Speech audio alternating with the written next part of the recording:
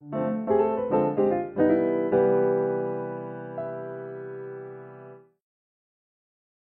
good morning and good afternoon. My name is Krishna Udaikumar. I'm the director of the Duke Global Health Innovation Center here at the Duke Global Health Institute. And it's my great pleasure to welcome you, both the audience we have in person as well as joining us virtually from around the world, to the DGHI Think Global session, AI and Global Health, Navigating the Hope, the Hype, and the Realities. And we've got a fantastic group of experts joining us today to help us unpack where we are. Of course, we're going to decide that AI will solve all of our problems. We can go back to what we were doing before, but maybe not. A couple of ground rules and housekeeping before we dive into it. Today's session is on the record. It will be recorded and made available publicly. We will have time for questions from the audience here live, as well as those joining us virtually. So please do raise your hand if you're in the room to join the conversation, and please do enter questions into the Zoom function, and I'll be tracking that as we go if you're joining us virtually.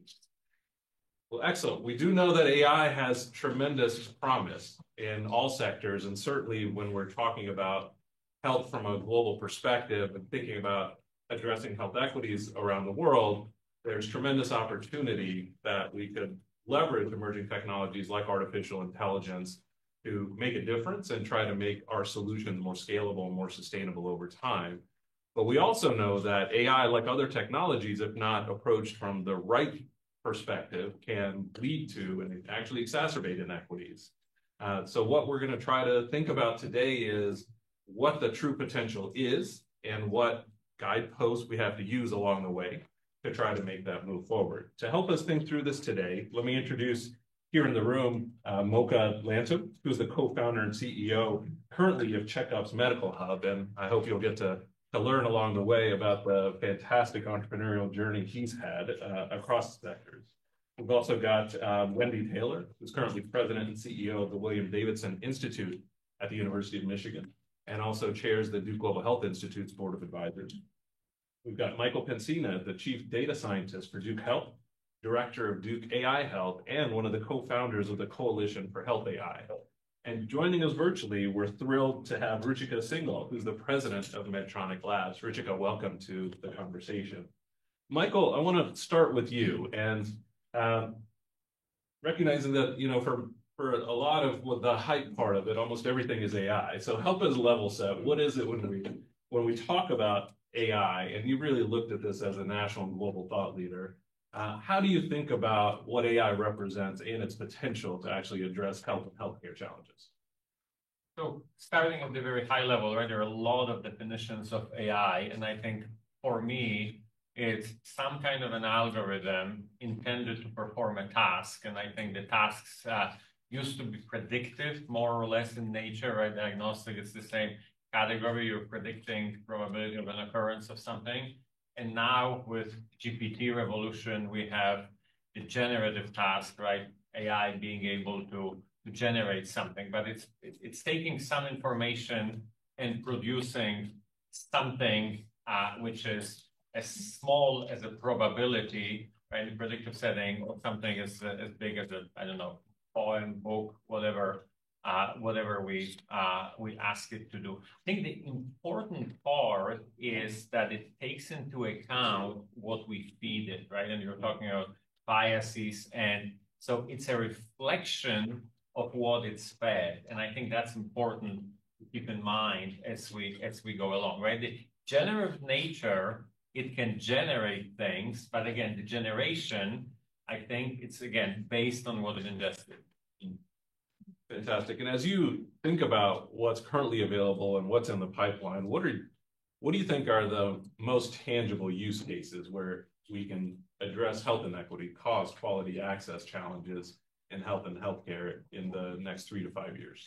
Right. So with that, I kind of divide AI in health into 3 large buckets. One is AI applications for basic science and fundamental research. And I think there is a tremendous opportunity.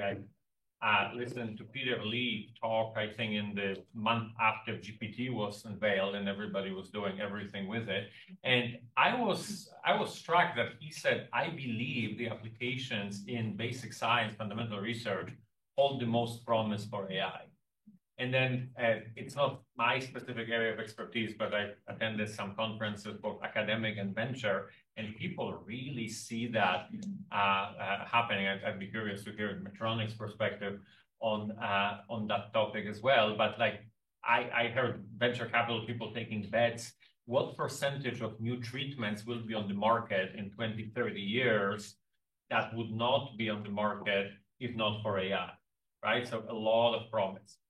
The middle area, which I will say it's huge promise and the most controversy, is the clinical AI applications, right, in healthcare. So this is all the detection algorithms, the diagnostic and prognostic algorithms that are being used. And that's where the fear comes, okay, is it going to replace the doctor or the clinician? Is it doing to lead us astray and do something that's either innocently wrong, malicious, or problematic? And we have examples. There is a famous now paper by my colleague Ziad Obermeyer and co-authors, which took an algorithm which used a proxy variable of healthcare utilization to decide which patients need extra preventative health to keep them out of hospital, right? And it used healthcare utilization. In the US, it's known to be a biased measure. So the people, in this case, Black Americans, they didn't look like they needed that much because they don't interact with the health system. But so the algorithm said about 17, 18% of them need that help. In reality, if you take their true health status, it's closer to 50%. Enormous amount of bias. Kind of this gets blamed on AI, but it's really a human application of AI that's at fault here, right? It's not the algorithm that was wrong. It's how humans build it and put it together. But tremendous promise in global health, right? All the screening, detection, prevention sits in the clinical area. And I will say the one that gets a lot of attention nowadays, the most fashionable, right? Everybody operates in trends, is the operational AI. It's the GPT for ambient voice recognition or for sorting messages, writing clinical notes, triage, and all those components kind of that get to the part of healthcare, which is not the clinician-patient interaction, but all the other things, which can argue how useful or depending on the health system. But there is a big revolution and a lot of development of AI going in that direction. Yeah. Oh, thank you. That's so helpful to really start to think about categories that we can approach this in, and certainly to call out early in this conversation the issue of bias and perhaps what's driving it and how we think about it as we go forward. Mocha, let me bring you into this conversation. You're based in Kenya, and you were kind enough to actually fly here to be part of this conversation in the room. So first, thank you for joining us. And you've really been a social entrepreneur for quite some time and trying to understand where there are unmet community needs and finding entrepreneurial ways to address them in scalable, sustainable ways. How are you thinking about the role of AI in developing sustainable health solutions?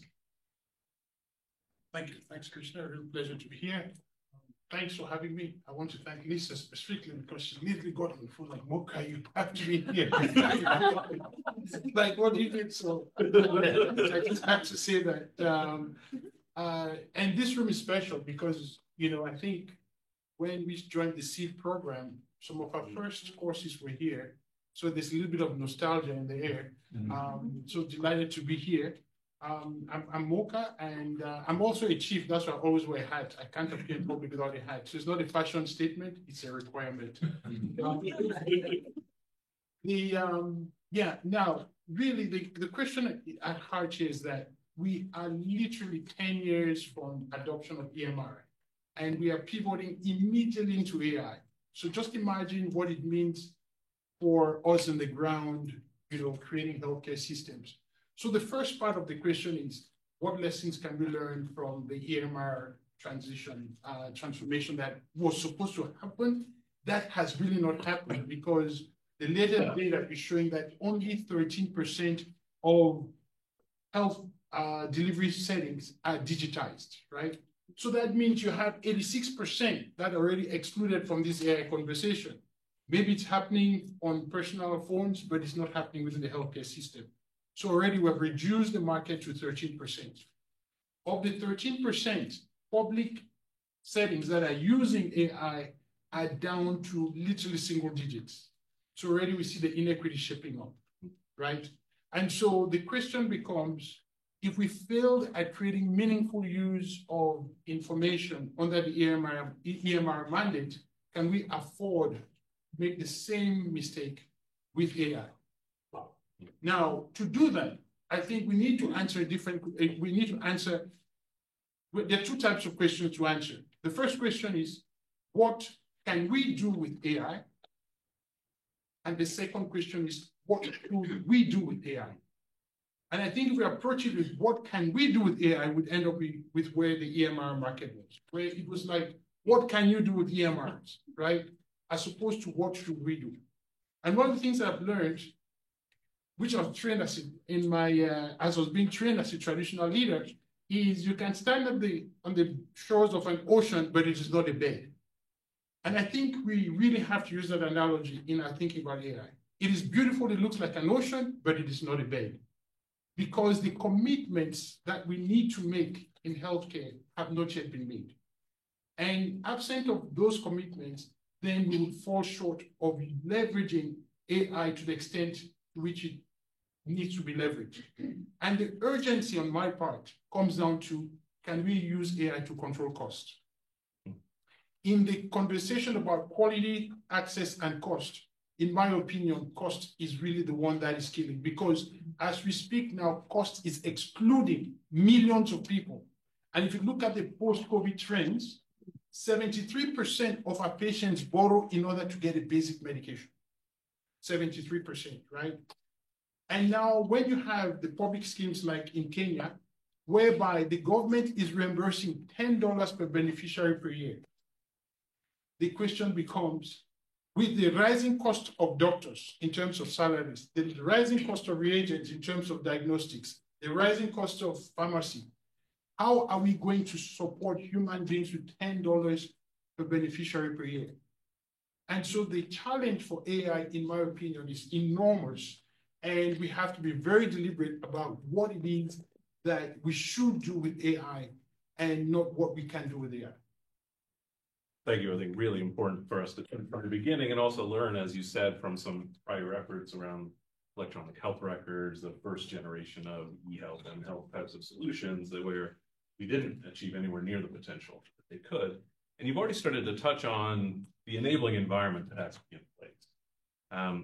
Help us think through this a bit more in a context like Kenya, like other low and middle income countries, before we can start to talk about the digital tools that can be applied. What's got to be in place? We have a certain bias because of how we're using AI in our operations, which is to literally affect everywhere in terms of patient communication, optimize clinical decision making, automated booking, so that productivity, right? Now, at the end of the day, when we've looked at it, even implementing it at the limited scale that we currently doing, which we're currently doing, if you do not have a workforce that is trained for data collection, you've lost the bet from ground zero, right?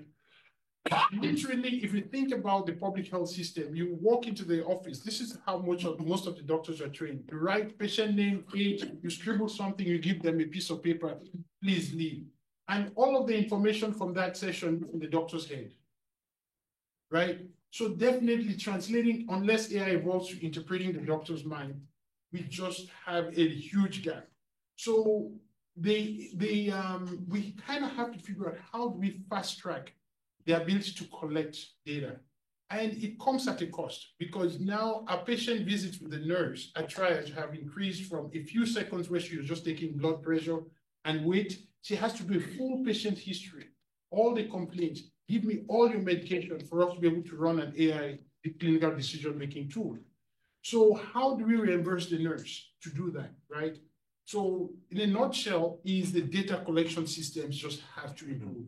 That's, absent of which, then we would be feeding models with very limited information and would have the biases that we're seeing already in other markets. Thank you. And great points about the data system, but also bringing out this issue around workforce. We have to figure out how do we train a workforce, and gosh, if there were academic programs around that could train future workforce to be digital ready and digital native. And those are some of the things that we be coming back to over time. Ruchika, let me bring you into this conversation as well. You've made amazing progress heading up Medtronic Labs and really thinking about sustainable models to create the data and the digital infrastructure and to address this growing burden of non-communicable diseases like hypertension and diabetes. Can you tell us about the journey so far and what you're learning? Yeah, thanks for having me. Sorry, I couldn't be there in person. I'm actually at a digital public infrastructure conference here in Egypt. And, it's a journey, is really how I think about it. And I think to some of the things that the panelists that you all alluded to, AI cannot happen without some basic digital infrastructure in place. And that's really been our journey for the last 7 years. A lot of the work that we do is in countries in sub-Saharan Africa and South Asia. And I mean, even to this day, there are pockets where, we were doing training on a community health application for screening and referral in Sierra Leone just 2 weeks ago. And, the cell phone company goes down. So there's no cell phone coverage for 2 days in the entire district. And then you're literally printing out digital screens. I don't think AI is going to solve that problem anytime soon. But that being said, the potential is absolutely there. So the journey to us is really making that systematic investments in the infrastructure, in the overall architecture designed for the health system, and really thinking about the value and the outcomes. I mean, our work with digital transformation and digital healthcare delivery at the last mile is really the North Star for all of that has been the value. What is the problem we're trying to solve? Can we measurably move the needle on that problem and eventually even demonstrate the economic benefits of that? So we started out working with hypertension and diabetes and really thinking about, are we improving control rates in the population that we're managing? Knowing that a digital platform alone is not going to really do anything, but can the digital platform actually improve the follow-up? And where are those blocks in the screening, referral, follow-up, ongoing management? And can the digital tool provide information at all of those choking points really across that care pathway and enable the health system to A, improve outcomes, and B, work more efficiently? So that's what we're doing. I feel like the first step was really just building a system and deploying it, and even like data literacy and utilization in parts of the world that is still not there, despite the macro level statistics around cell phone penetration and internet penetration. Practically, it just doesn't work. So yeah, that's the first step. And then I think as we start addressing that first layer, then you start to build more sophisticated applications, really thinking about where is that block in patient care? Is that better predictive models to be able to screen populations in a more targeted way? Is that better AI chatbots that can help a community health worker improve the quality of care that they're able to provide at the front lines? Is that better clinical decision support at the facility level to be able to complex patients more effectively? But again, for all of these applications, really thinking about that end, like healthcare outcome and costs. So that's where we are at in various stages of that implementation in different countries based on sophistication, but definitely a very dynamic place and lots to learn here. Yeah, thank you. And give us a sense of how long has this journey been, right? I think the appreciation of how much is involved here. 10 years.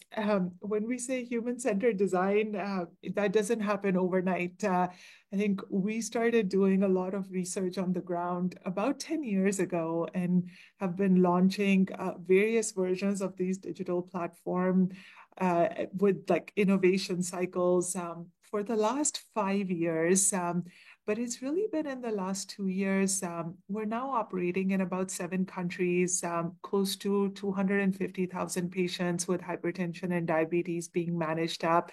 And in a couple of countries, we're actually scaling that to probably 10x the size in the next 12 months. So I think all of the problems of scale and the opportunity with that is there. So the data is exploding, but how do you manage the quality of data and make sure that that's relevant? And then how do you utilize those insights at the point of care of delivery is another problem that we're solving for. And as we start to build these data sets, how do you actually look at them not just as siloed data sets, but starting to look at other sets of data such as climate or cell phone utilization or bank balances and things like that to really start to think about population health outcomes. So I feel like the next 10 years would be the most exciting. It was really the last 10 years is just like what it takes for a seed to come out of the ground. But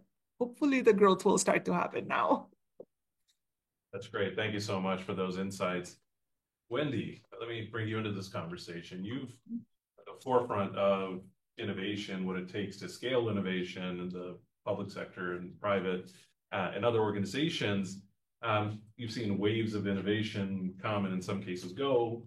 How are you thinking about the role of AI? And we saw each other in New York last week, and around the UN General Assembly, there must have been 24 events all focused on AI and what's happening.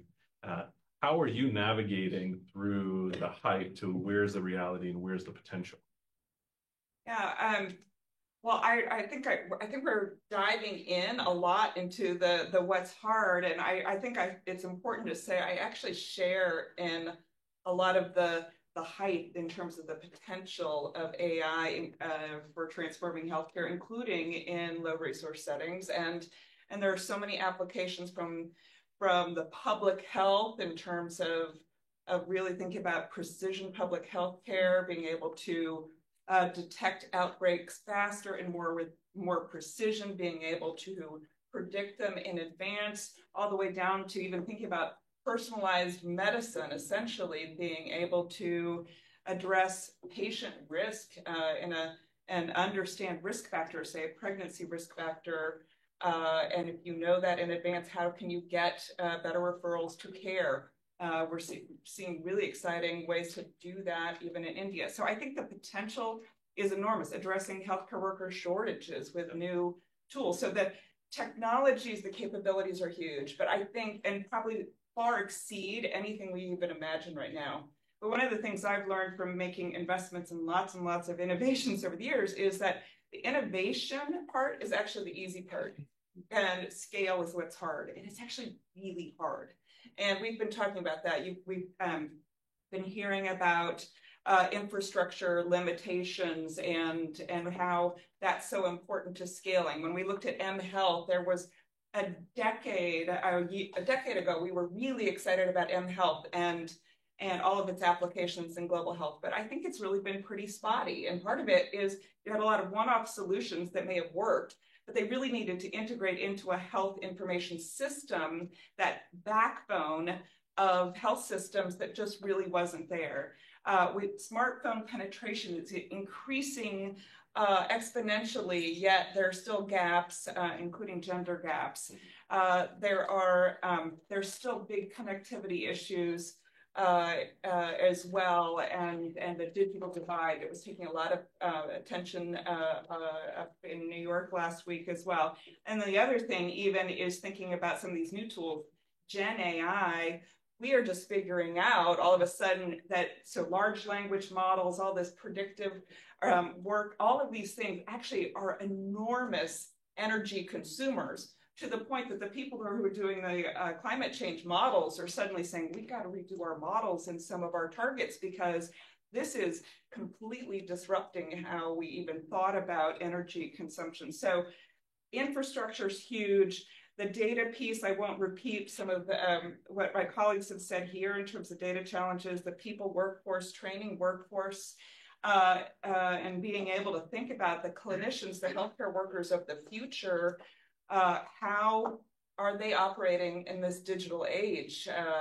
And not just being able to use data, but also trust it and building it in to the cultural systems. But I would say the biggest thing is that integration into health systems. And when we think about why innovations have failed to scale over and over and over again in health writ large, I think too many of these, we just haven't really thought through how to integrate them into clinician workflows, the clinical workflows. How do we integrate them into the system workflows? And we end up with a lot of one-off solutions without really thinking about that broader system and how they integrate in. And that is often a rate limiting step that we need to figure out how to get right. And the last thing I would just say is there's so many innovators doing really exciting work here, and they face lots of challenges still in terms of having, getting the right financing to test and to scale, being able to have the sort of right product market fit. And so they need support as well. So there's a whole bunch of challenges we have to be thinking about if we want to realize the potential of AI. Yeah, thank you, Wendy, for laying that out so systematically. When you talked about workforce, you talked about some of the capabilities. We're here at a university. You're now also based at a university. What's the role of universities in helping to push this field forward? Yeah, I mean, I think there's a huge role to play. And part of it is working as partners and allies. I mean, some of these issues, when we're looking at AI, these are global issues that we're all trying to figure out. What is Duke Medical School doing in terms of preparing the clinicians of the future for using data and engaging with data in ways that is completely different than how we have trained physicians in the past? What does that look like in some of these low resource settings where you have clinicians and frontline health workers, where we're going to have a shortage of healthcare workers for a long time? How do we actually figure out how to engage healthcare workers and allow them to use these tools, enable them to use these tools in different ways? Maybe some of these issues are the same, maybe they're different, but I think there's huge opportunities to partner. I have to say, at Duke Global Health Institute is my role of chair of the board of advisors here.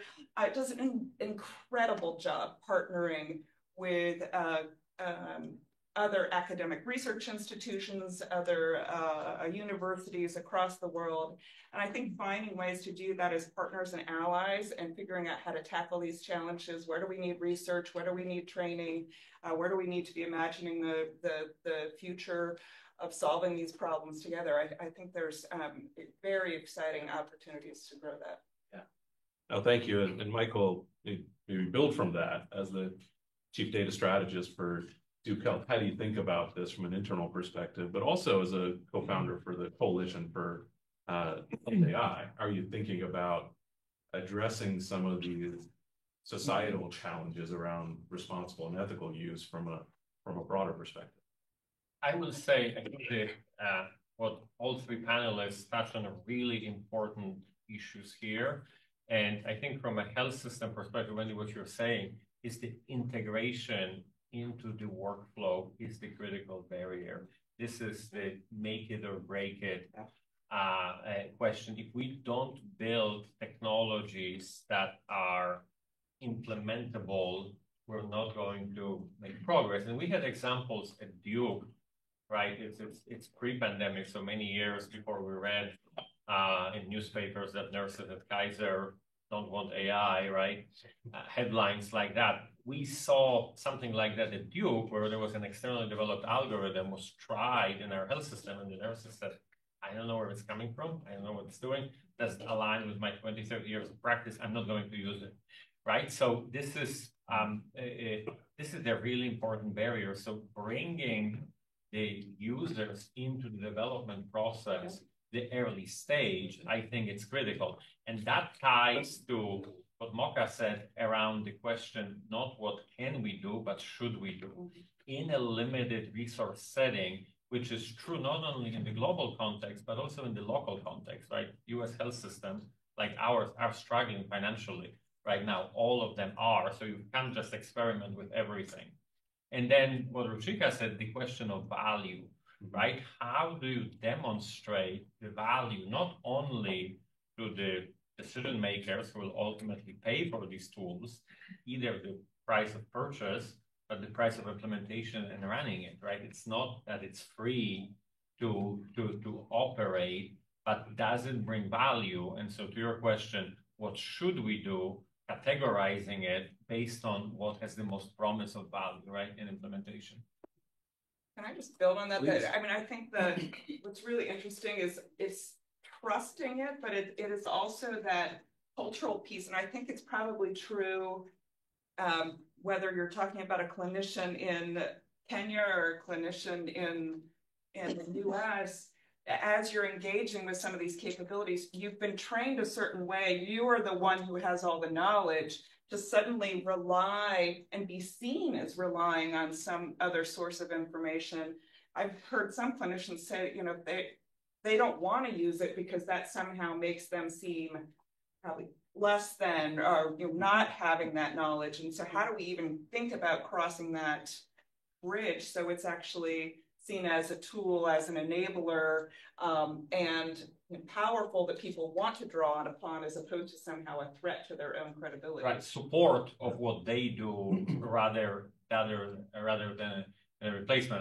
On that I have a really good application, a very simple semi-AI tool. Right, it's many years ago, my 5-year-old jumped from a couch and had a concussion. We had to take him to the emergency room, and then when the doctor came, there was a question whether he should have an MRI, right? And the decision, and he said, well, I have this risk algorithm, which based on the number of points tells me yes or no, right? And then the question was weighting and the radiation and so on. And he said, well, it's your son is on number 2, right, on the scale of the algorithm, which is kind of indeterminate. Right, and so I made the decision not to, it was fine, but it was really helpful to me. He knew this risk score that was done. He was using it. He had a great conversation with me about pros and cons, but used the decision support, right? I don't think it was AI as we're defining it as a fancy AI, but really helpful tool at the disposal of the clinician. And me as a patient, I felt good that what he's telling me, it's not only anecdotal experience, but based on some aggregated data. This is fantastic. Let me bring Mocha and Ruchika into the conversation around this idea of how are we trustworthy in the way that we're approaching any emerging technology, AI in this case. Mocha, what are the lessons you've learned in any of the technology applications? How do you create that connection with the community, with the consumer, with the providers to create trustworthiness? So from a venture perspective, building trust is what it takes to offer services. And I'll just share an anecdote here in terms of how it shows up right now. AI is not only available for the doctors and the clinicians, right? So even by the time the patient is coming, they have AI in their disease, right? But the one thing I like about most AI tools is it says the information is not specific enough for us to guide you. Talk to your doctor, right? So then that's where we get the referral. So we still getting referrals from AI, right? So that means that we have to do a better job than the patient in really leveraging sort of how we are optimizing the tool, because, you know, and even because just about what we're doing, we've developed a, to address the issue of cost, we've created a platform where we're trading health benefits. We're saying that if you go on our platform and buy health benefits, we can 4x the value of the money you've put on our platform and give you 4x more care. Better access to the doctors, better access to labs, medication and diagnostics. And everybody says how. And what it is, we're using the AI to reduce the overhead associated with healthcare and deliver care on WhatsApp. That means 90% of our patients should not show up. So we don't need a big waiting room. We don't need a lot of chairs, no electricity.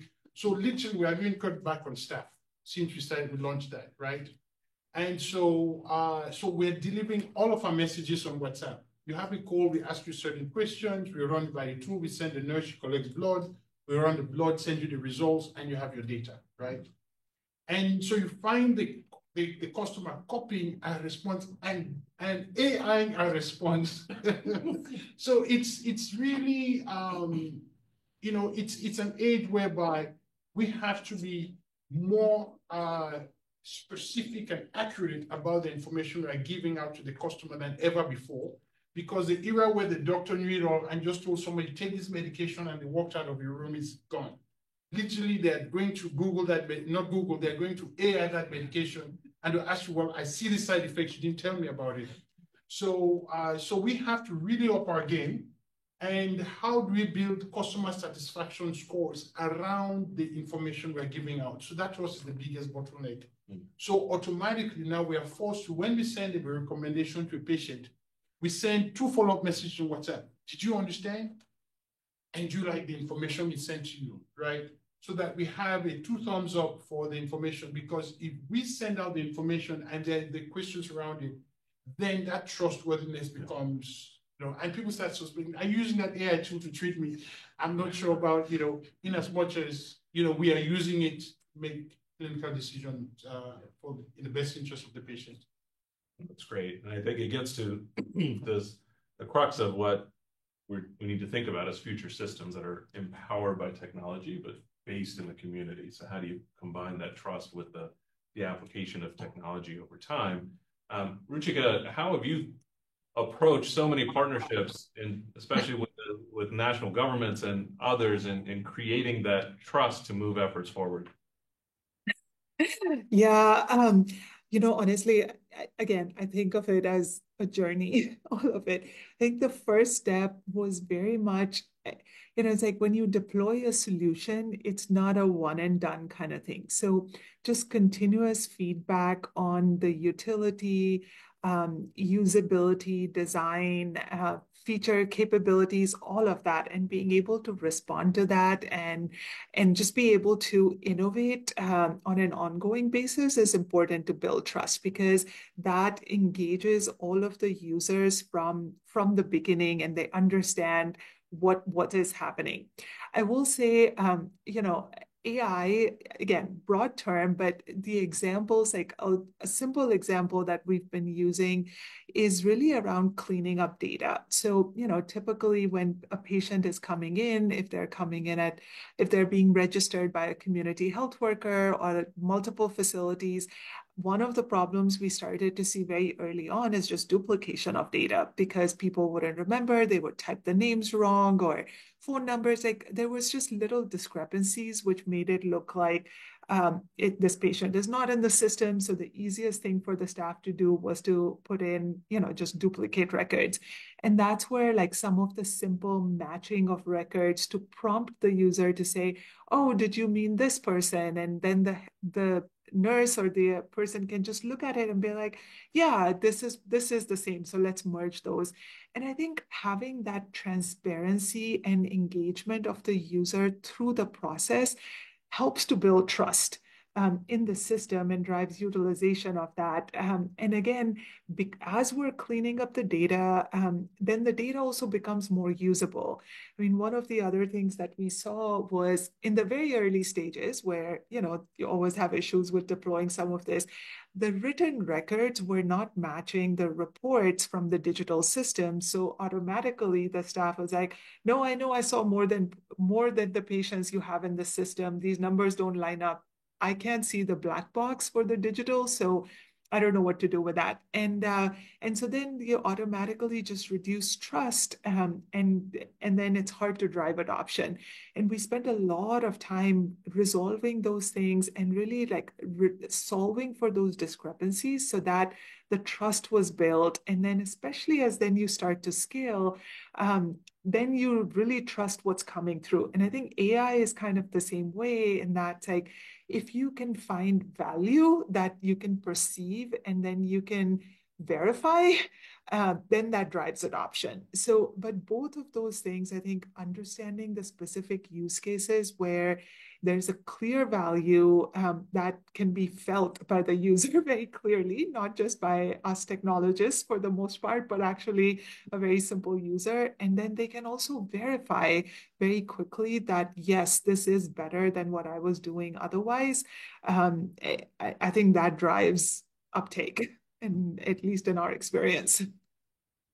Thank you. I'm going to open up the floor for questions, so please raise your hand in the room. We've gotten several online, a couple of them on a related issue to trust, which is around data privacy and security. So where are their best practices? Where are there gaps in the ways that we should be thinking about the privacy security of the data that we're collecting as we become more and more data rich in this space over time? Mope, do you want to start on that? And Michael would love to bring you into that too. Yeah, so that's a tough one because on a couple of levels. On the systems level, now with data privacy, then we have a new authority to respond to, right? The Data Privacy Bureau in Kenya. That depending on the platform you use, you also have to engage the communications authority, right? Depending on what systems you're. So that means we now have in healthcare, not only the Ministry of Health, you have the Ministry of ICT, under which the data privacy guys, and then you have the Ministry of Information that manages communication authority, depending on if you're using satellites like Starlink and stuff like you have to disclose. And then if you're using cloud, you also have to disclose which cloud you're using. So it's added a certain level of administrative complexity to us as service providers. On the patient side, it is a struggle because by definition in healthcare, we have a lot of access to private information, right? The blood tests, physically examining a patient, right? So it's very difficult to communicate in such an environment where you are not using a lot of personal information, right? And so we kind of have to create workarounds where you say, well, try to create a summary without the patient's identifiers being disclosed, but ultimately we are dealing with a lot of private information, right? And so what does that translate into in terms of us protecting ourselves is that when we send a message, you have to consent. And because of the way WhatsApp works, you consent the first time, but after 3 months again, we kind of have to get you to reconsent. So that adds it. And so when you consent, it's not only a passive consent, we have to record your consent. So when we are building systems now, we are way more cognizant of that consent process, more than we were with EMRs, where literally you signed the form and the data was stuff. Now you have to consent with every communication we're having with the consumer on WhatsApp, which I would say adds a certain level of complexity to our execution.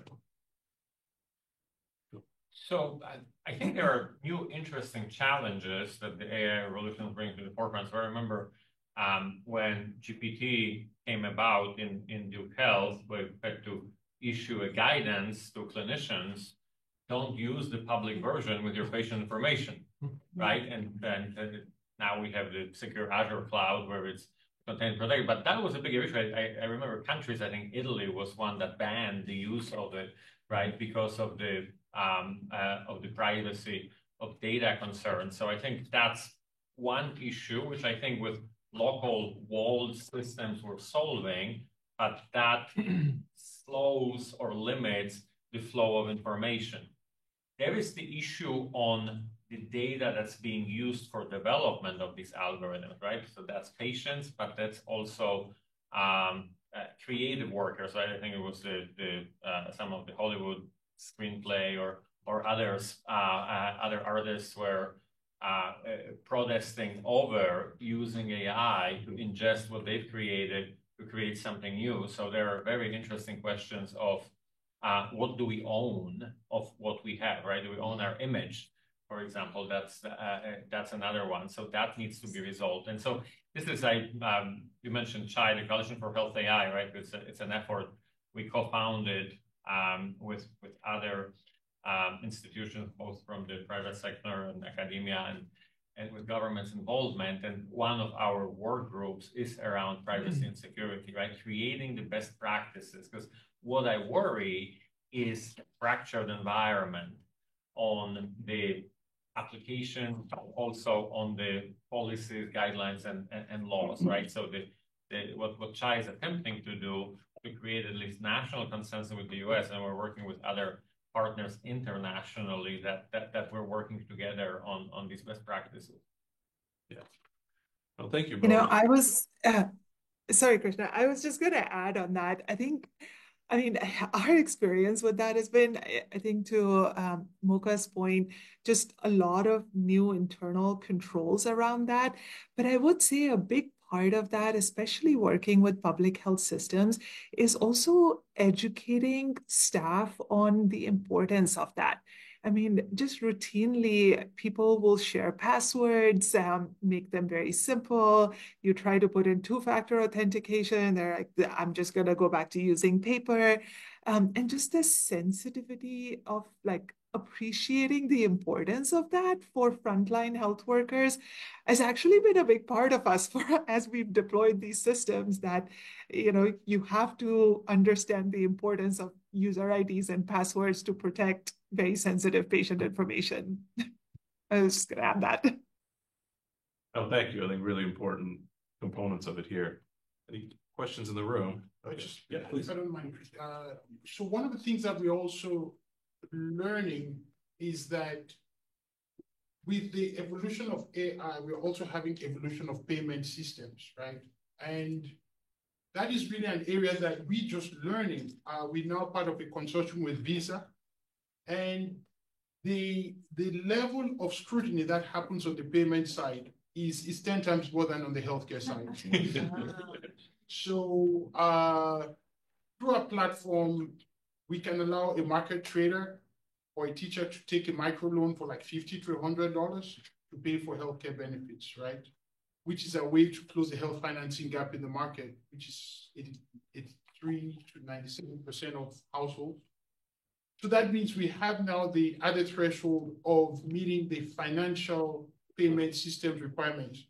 And so what we've ended up doing is we just have to partner with an organization like Visa or a local issuing bank, because storing bank information like anything about patients' accounts is way more dangerous than storing somebody's HIV status. It's just a different level of scrutiny.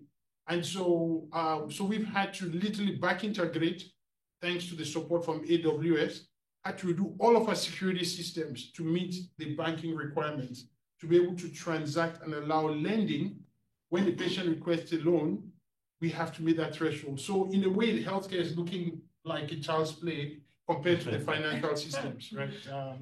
Just a great point. I think we've seen over decades that healthcare tends to be behind in building the enabling infrastructure and in moving forward.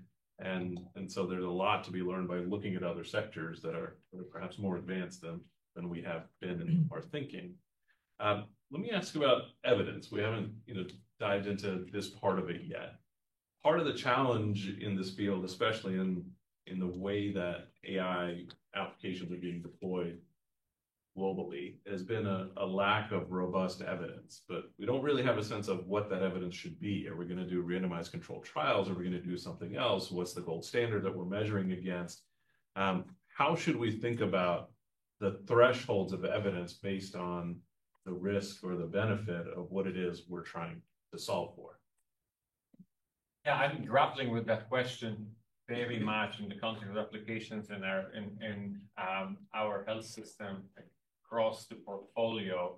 And I think it needs to be a risk-based approach. We cannot use the same set of tools to every type of AI, right? So I've kind of created a spectrum from the highest risk. Imagine I don't know, sepsis prediction algorithm running in the health system, right? This is high risk if you get it wrong, all the way down to using something like Grammarly to edit a note, right? And I'm saying this is not even to write the note, to edit it, right? I think we will agree that the scrutiny for evidence will be different on these two tools, where the sepsis algorithm might need a randomized trial to show efficacy and safety versus using a tool to do a spell check for you. It's much, much less, right? So I think that it's an example to show that we need a risk-based approach.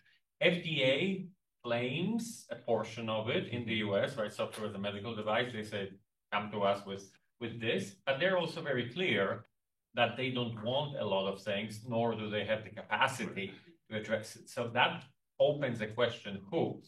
And are we left at the mercy of the developers, which is kind of the paradigm right now in this Wild West era we're in, or we as a society with different industries, right, form these public-private partnerships, which the presidential executive order is contemplating. And we know from other industries that they're objective bodies that provide verification of evidence. And I'm hoping we'll move into that area.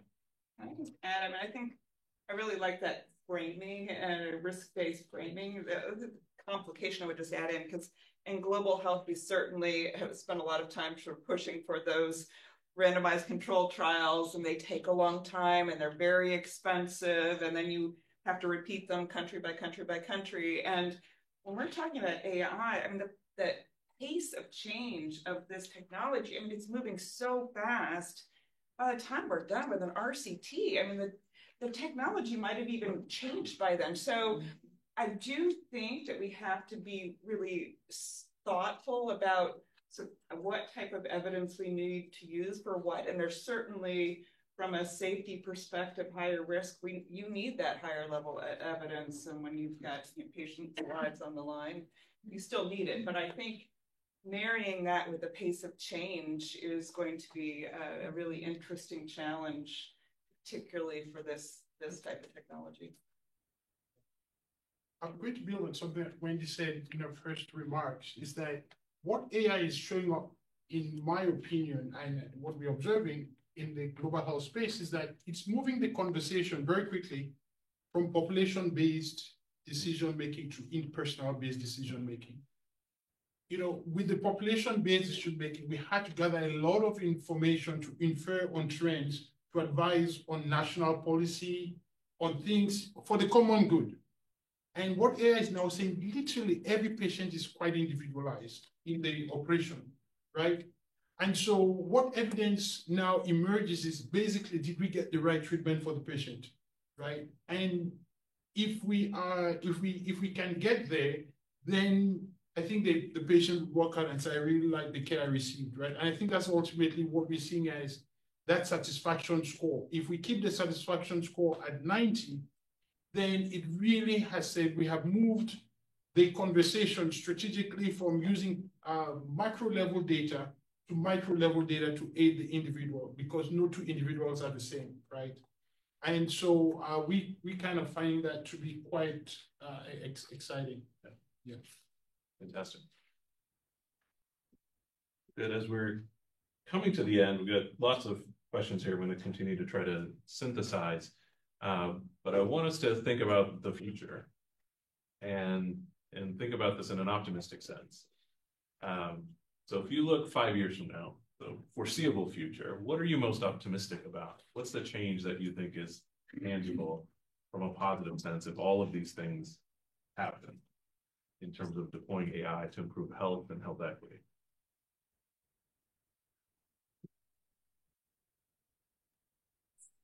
Well, I can go. I think for us, it's really, especially in improving access for the last mile. I say this all the time, we're never going to have enough doctors, health systems are scrapped. And if all these AI tools is somehow able to demonstrably improve outcomes and value, then that would be success. Like even in a couple of countries, if we can actually shift the needle on outcomes and do that while reducing cost at one country level would be amazing. I just build on that. I mean, I mentioned the predictive analytics, which I get particularly excited about. But I also think, I mean, there's just so much potential to be able to take high quality interventions and push them down to lower level facilities and increase access to care. You've got cancer. A lot of countries, to be able to even go get a mammogram, you might be able to go just to one facility in one city in an entire country. What if you actually have a completely new type of technology? Maybe it's looking at thermal imaging and it's handheld and it's AI based, where you actually can detect cancer early and do it down at a facility level and then refer people back up. Being able to do ultrasounds. I mean, it is a standard of care here for pregnancy, yet we've got technology now that is handheld, that can go to lower level facilities, and you don't need the PhD, MD, and decades of training. You actually have the ability to have the device tell you exactly how to swipe, where to swipe, and get a reading that you can read without all of that additional clinical background. That helps us address those healthcare worker gaps and shortages, which are not going away anytime soon. Those kinds of technologies, I think, really can increase access to much better care at it really going down to the last mile. Yeah, so I agree with that. My biggest hope is AI will help in prevention of disease. I think that's kind of one important, right? It's the diagnostic, catching things early through the screening, and that helps with the workforce gaps and the reduction of burden, right? Using AI for the tasks that clinicians right now have to do because that's how it's organized, right? Using it, but not the ones that they are trained or passionate about doing, which are closer to the patient. And then the discovery, I don't want to forget it. I do want to see some new treatments emerging because of the research that was facilitated by AI. Future. Wow. The future is near, but far. I'll really just say there are just some things that we have to experience differently, right? Because I don't think a healthcare system whereby we're waiting for 3 months to see a PCP is okay, right? We just kind of have to say with AI, can we just see the doctor today? Just really make that as a possibility. Because right now, when we talk about the chronic diseases, dermatology, just to wait to see a doctor, right? We kind of have to really just make it work for our generation, right? And I would say we are working in a system that is 100 years old, a system that came at the heels of the World War I, World War II, where people were for the first time forced to go to hospitals to receive care. That means you now had to go to a coded facility that had a facility code with a procedure code, with a specific provider code in order to get care, right? Now, if that is the direction we're going, then AI has no future in our reality because it just wouldn't work. We have to get healthcare back in the home. We have to make it such that if literally a mother sitting on the counter, she can say, is this a strep throat, or is this and should I send the kid to school, or should I keep the kid at home? Just within 5 minutes. And until we get there, all of the friction points, but we know what we're dealing with here, that making that shift means healthcare systems are going to have to deal with the cost issue and the current mechanism of billing and stuff, which may prevent us from getting there. So we have to match a lot of the business case for AI has to be articulated in a way that it doesn't come up as a threat to the existing systems for billing and service delivery that have been deliberately padded in order to make it work. You know, the overhead is just too much in healthcare.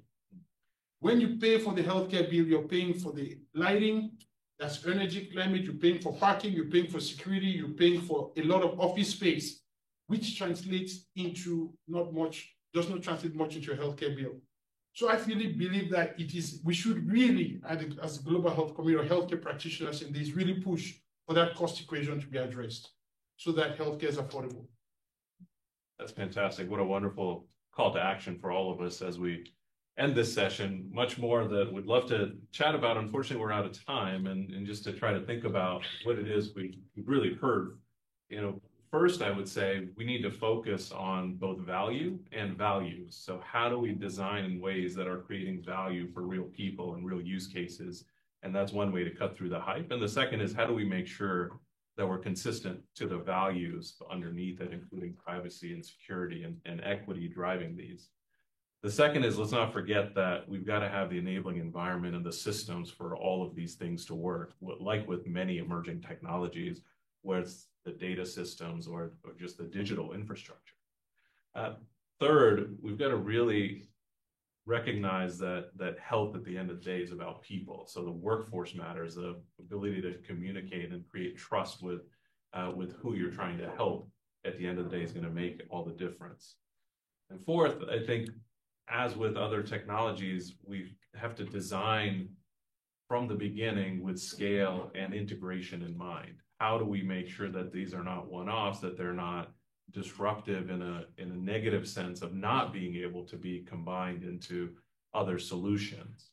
And finally, what gives me great optimism is that I think what we have as a community here is the opportunity to make a real difference, to leapfrog where many high-income countries are. When we talk about working with our partners in low and middle-income countries, we're not burdened by a lot of the legacy systems. Just as Mocha pointed out, the systems of care we should be pushing for are ones that are digital first, that are community-based. And that's where we have an opportunity to help create the workforce, to create the right evidence and the right policy environment, and of course, the right innovation to make all of these things happen. So stay in touch, much more to come across the Duke Global Health Institute in this space, and you'll see much more from us in the coming weeks and months. Please join me in thanking our fantastic panelists.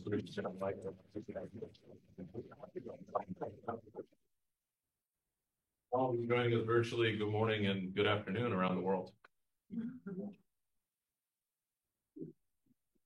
Yeah, that was great.